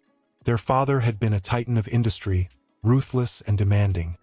His approval always just out of reach for both sons. The idea that he had recognized his own deficiencies, even at the end, seemed almost impossible to reconcile with the man they had known. "Why tell me this now?" Sung-ho asked. Minho straightened his already impeccable tie. "Because you're finally doing what he wanted. Finding balance. And because if we're truly starting something new, old secrets serve no purpose." The penthouse was quiet when Sung-ho returned, the late hour ensuring even the household staff had retired. He moved silently through the dimly lit halls, intending to check his emails before bed, when a soft sound from the nursery caught his attention. Jisoo sat in the rocking chair, illuminated only by a gentle night light, her tablet glowing with columns of numbers as she worked. Ever since their marriage, she had maintained her own investment portfolio, growing it impressively even during her pregnancy and the children's early weeks. "You should be resting," Sung-ho said softly from the doorway. "Tomorrow will be demanding." Jisoo looked up, unsurprised by his presence. "I could say the same to you. How was dinner?" "Productive." He entered the room, drawn to the cribs where his children slept peacefully. "Minho will consider the proposal. I believe he'll accept." Jisoo set aside her tablet. "And how was your brother? Not just the negotiation?" The question, so typical of Jisoo's perceptiveness, made Sung-ho pause his habitual deflection. "Different. Or perhaps I'm seeing him differently." He told her about Minho's revelation regarding their father's final days, watching her face as she absorbed the implications. "Sometimes people can surprise us, even after they're gone," she said finally. Sung-ho moved to the window, gazing out at Seoul's glittering nightscape. "I never wanted to be like my father. Yet somehow I recreated his priorities, his distance, his devotion to empire over family."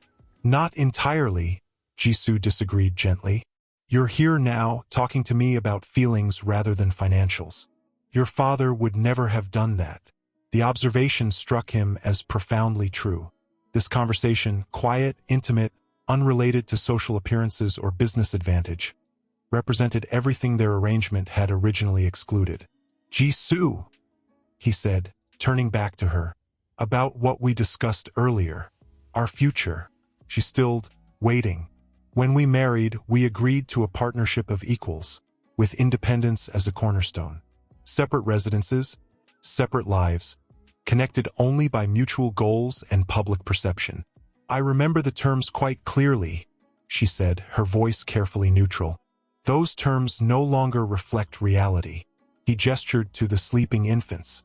"These past weeks, living together, facing crisis together, it's been different than I expected." Jisoo rose from the rocking chair, approaching him with the quiet grace that had first drawn him to her at a charity gala 5 years earlier. "Different how?" Sung-ho found himself struggling for words. He, who could command boardrooms and negotiate billion-dollar deals without hesitation. "More difficult, more complicated, more real," she supplied. "Yes." The admission felt like stepping off a cliff. "And I find I prefer reality to the elegant fiction we constructed." Jisoo's eyes widened slightly. "Are you saying you want to maintain our current living arrangement? Permanently?" "I'm saying I want more than an arrangement." Sung-ho took her hands, an intimacy that once would have seemed forced but now felt essential. "I want a marriage, Jisoo. A true one." The silence between them vibrated with unspoken questions, What exactly did he mean by true? Was he speaking of convenience, of co-parenting, or something deeper that neither had dared acknowledge during their years of careful distance? And what changed your mind? Jisoo finally asked. The children? Practicality? You did, he said simply. Watching you these past weeks. Your strength, your adaptability, your ability to maintain your identity while embracing motherhood. You're the most remarkable person I've ever known, Jisoo, and I've been a fool to keep you at arm's length these years. Jisoo's composure wavered, emotion flickering across her usually serene features. This is unexpected. For me as well. He smiled slightly. I had a 5-year plan for our marriage, followed by an amicable separation once certain business objectives were met. Children were never part of that equation. And now I find myself without a plan for the first time in my adult life. Only a certainty that I want to build something lasting with you, not just for the children, but for ourselves. Jisoo studied him with the penetrating gaze that had always seen through his corporate mask. Are you talking about love, Sung-ho? The word hung between them, foreign, almost dangerous in its implications. I'm talking about something that began as respect and has grown into something I can't fully name yet, he admitted.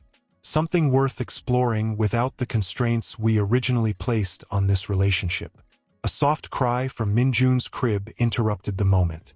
Jisoo moved automatically to attend to him, lifting the tiny boy with practiced ease. He's just hungry, she murmured, settling back into the rocking chair. As she prepared to feed their son, she looked up at Sung-ho with an expression he couldn't quite interpret. We'll need time, to rediscover each other outside our careful roles. Time is the one resource I'm willing to invest without limit, he replied, sitting in the chair beside hers, the family tableau they had created without intending to. Outside, Seoul continued its relentless pace. Inside, in the quiet nursery 40 floors above the city, Sung-ho Kim, feared negotiator, brilliant strategist, and reluctant heir to a family, legacy built on power rather than connection, found himself embarking on the most important negotiation of his life. Not for market share or corporate dominance, but for the heart of the woman beside him and the chance to become the father his children deserved. A man unlike his own father, willing to prioritize family over empire, love over legacy. As Minjun's tiny hand wrapped around his finger with surprising strength, Sung-ho made a silent vow that the Kim name would mean something different for this new generation. Something better. Something built on the foundation that was taking shape in this room, between these 4 souls connected by both blood and choice. Tomorrow would bring the children home. The future beyond that remained unwritten, not according to a strategic plan, but according to the messy, unpredictable, precious reality of family. You're certain this information is accurate? He asked, not looking up from the document. Kim Minho, seated across from his brother, nodded gravely. Triple verified, from independent sources. Dr. Yoon was right to be concerned. Sung-ho closed the folder with deliberate care, his movements controlled despite the storm raging inside him. And the technician in question? Lee Jae-yoon. He worked at the fertility clinic for 3 years before disappearing 6 months ago. The clinic didn't report his absence initially because he'd left resignation papers. They assumed he'd found another position. But he hadn't. It wasn't a question. Minho leaned forward. No. According to our investigation, he left the country on a flight to Beijing, then to Switzerland. The trail gets murky after that, but there are indications he may now be in the United States under a different name. Sung-ho stood, moving to the window. From this height, the people below seemed insignificant. Tiny figures hurrying through their lives, unaware of the machinations that could alter their fates in an instant. Once, he had viewed business the same way, movements on a chessboard, strategic plays against faceless opponents. Now, with his family at stake, everything had changed.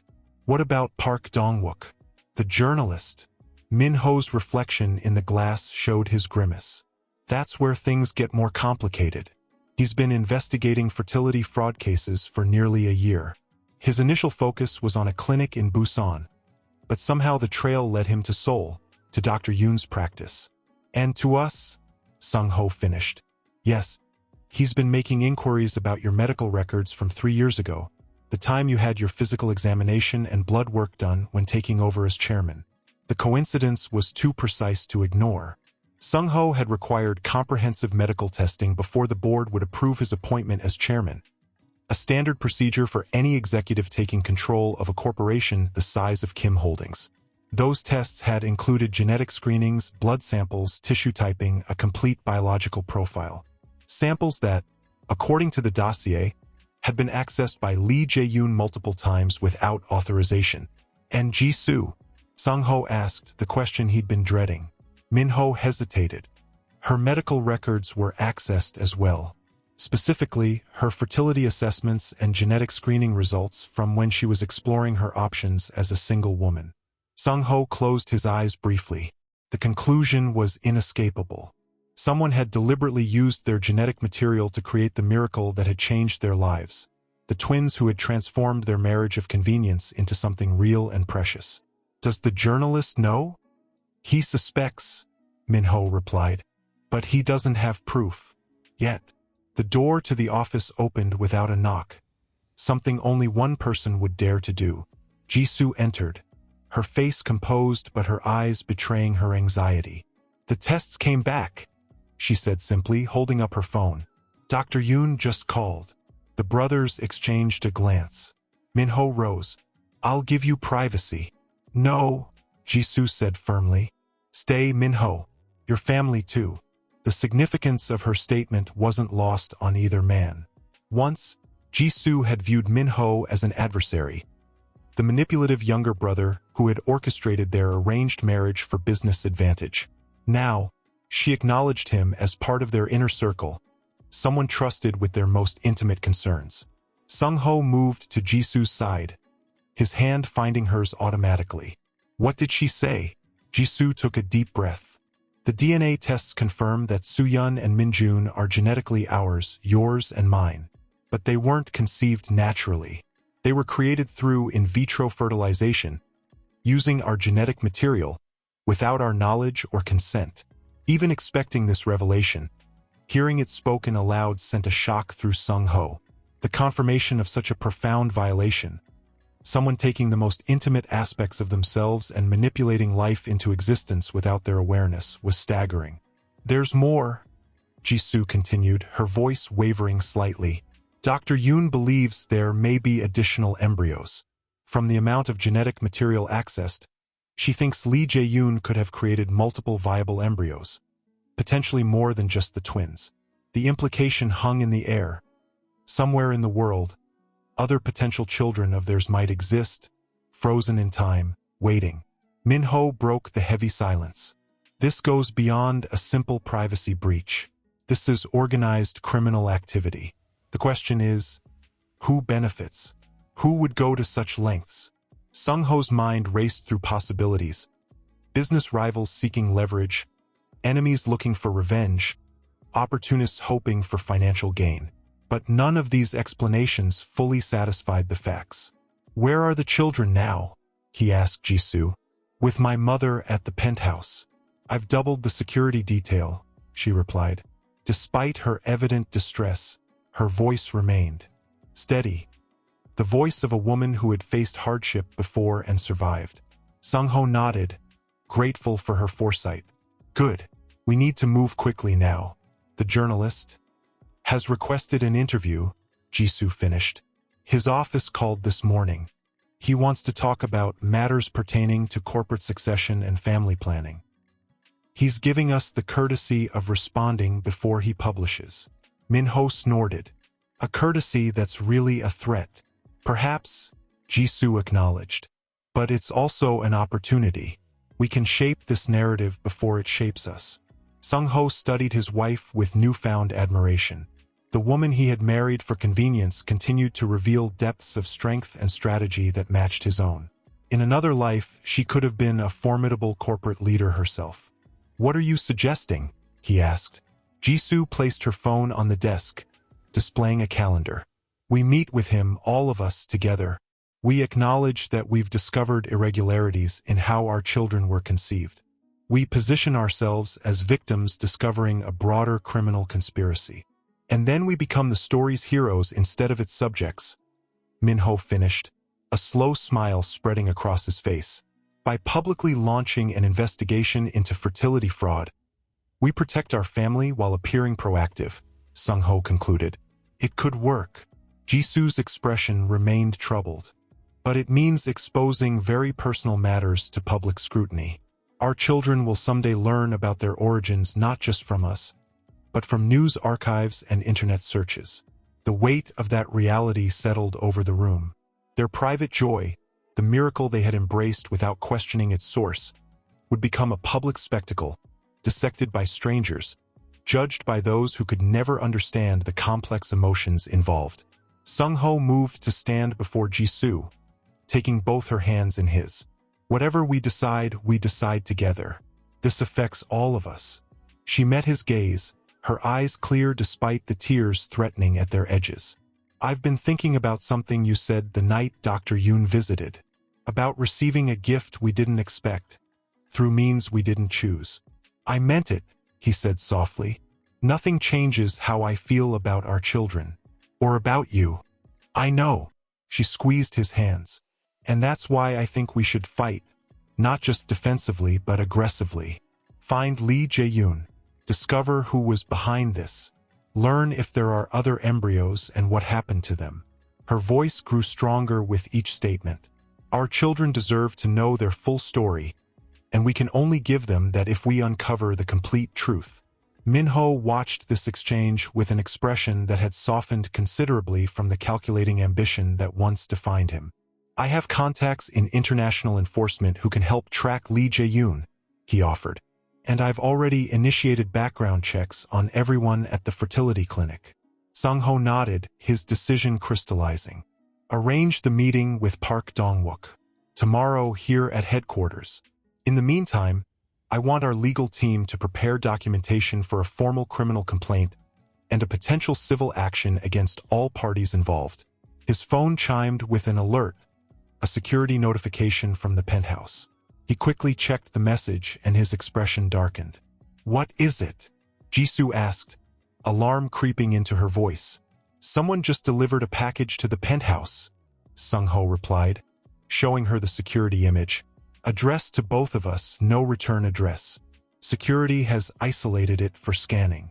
Minho was already on his phone, barking orders to increase protection and run additional screenings on the package. Jisoo gripped Sung-ho's arm. The children are safe, he assured her, though his own heart raced at the thought of any threat coming near their home. My security team is the best in Asia. Nothing will reach them without thorough vetting. An hour later, they stood in the secure room beneath Kim Holdings' headquarters, watching as the security team carefully opened the now-cleared package. Inside was a plain white envelope and a small metallic object. A USB drive, the security chief explained, holding it up with gloved hands. And this letter, addressed to both of you. Jisoo reached for the envelope first, her hand steady despite the circumstances. She opened it carefully and withdrew a single sheet of paper. As she read, her face paled. What does it say? Sung-ho demanded, moving to read over her shoulder. The message was brief and chilling. Chairman and Mrs. Kim, your children were merely the beginning. There are 16 viable embryos created from your genetic material, currently stored in facilities across 3 countries. If you wish to protect them from being implanted in surrogate mothers over the coming years, you will transfer 100 billion won to the designated account within 72 hours. Failure to comply will result in your biological children being born to families across Asia for the next decade. Imagine the succession crisis when multiple legitimate Kim heirs begin to appear. Instructions for payment will follow after confirmation of receipt. This message will self-destruct. As if on cue, the letter began to smoke in Jisoo's hands. She dropped it with a gasp as security personnel rushed forward with flame-retardant equipment. But within seconds, the paper had dissolved into ash, leaving only microscopic residue behind. Chemically treated, the security chief explained grimly. Likely activated by exposure to air. Sung-ho's face had hardened into a mask of cold fury that even his closest associates rarely witnessed. The USB drive? We'll examine it in a secure environment, the chief assured him. No connection to any networked systems. Jisoo turned to Sung-ho, her face ashen but resolute.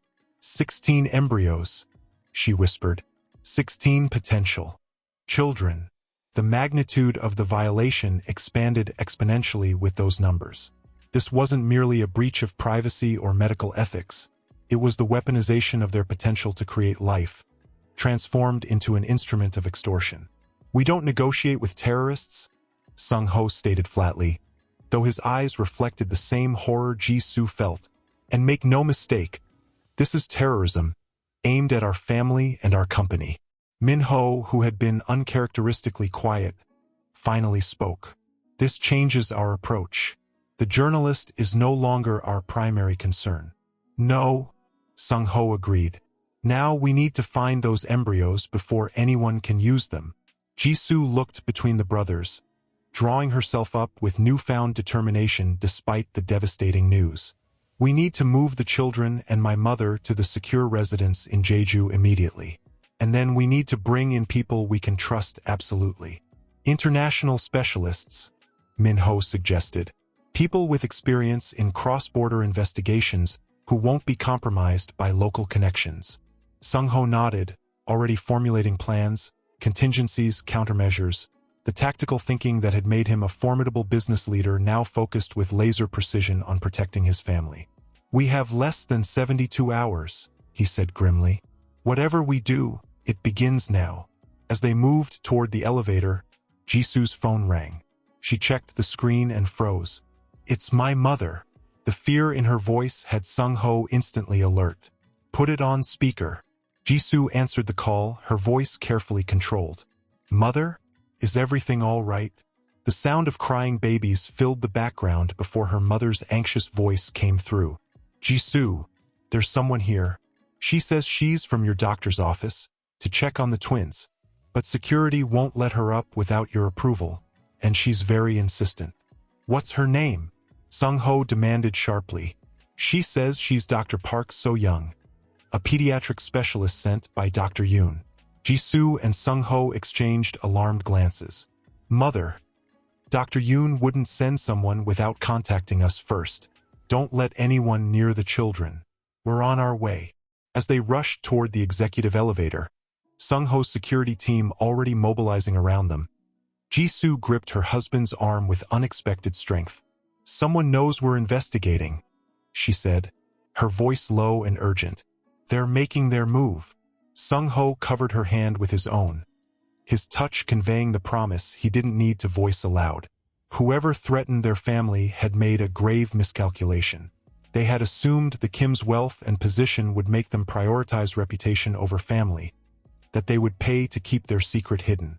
They didn't understand that the man who had once valued nothing but power and the woman who had once valued nothing but independence had been transformed by love into something far more dangerous. Parents who would stop at nothing to protect their children.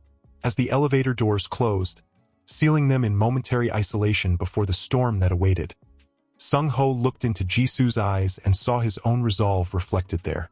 Whatever came next, they would face it together, not as business partners in a marriage of convenience, but as a family united against those who threatened what they held most precious. ETA to Jeju Island is 43 minutes. The pilot's voice crackled through their headsets. Weather conditions optimal. Jisoo glanced at her husband, his profile sharp against the darkening sky. The events of the past 12 hours played through her mind in disjointed flashes. The rush to the penthouse, the confrontation with the woman claiming to be a pediatric specialist, the discovery that their home security had been compromised through an insider threat, and the swift decision to evacuate to their most secure property. The woman? She asked, knowing Sung-ho would understand the question's brevity. Being questioned, he replied, his voice tight with controlled fury. Initial background shows she worked for a private security firm with ties to Hun Corporation. Jisoo's breath caught. Hun Corporation, their largest domestic competitor, and the company that had nearly merged with Kim Holdings 5 years ago, before Sung-ho had outmaneuvered them in a legendary corporate battle. You think Chairman Hun is behind this? She asked, keeping her voice steady to avoid disturbing Su-yun. I think it would be convenient if he were, Sung-ho answered carefully. Too convenient. Minho shifted Minjun to his other arm, the baby stirring slightly before settling again. It's a useful distraction. While we focus on Hun, the real perpetrators continue their work unimpeded. Jisoo studied her brother-in-law with newfound respect. The man she had once dismissed as merely ambitious had revealed layers of strategic thinking that rivaled his brother's. The extraction team reached Zurich, Sung-ho said, checking his secure phone. They've made contact with our source at the laboratory where the first set of embryos was supposedly stored. And, Jisoo prompted when he fell silent, dread pooling in her stomach. The embryos were there, 6 of them. His jaw tightened.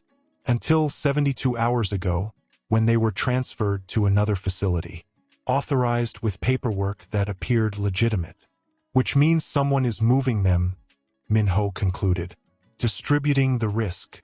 Jisoo closed her eyes briefly, overwhelmed by the violation this represented. Somewhere in the world, pieces of herself and Sung-ho, potential children who shared their DNA, their heritage, perhaps even their features, were being transported like commodities, leveraged for profit or power. We'll find them, Sung-ho said quietly, reading her thoughts as he had increasingly done these past months. His hand found hers, fingers interlacing with a certainty that would have been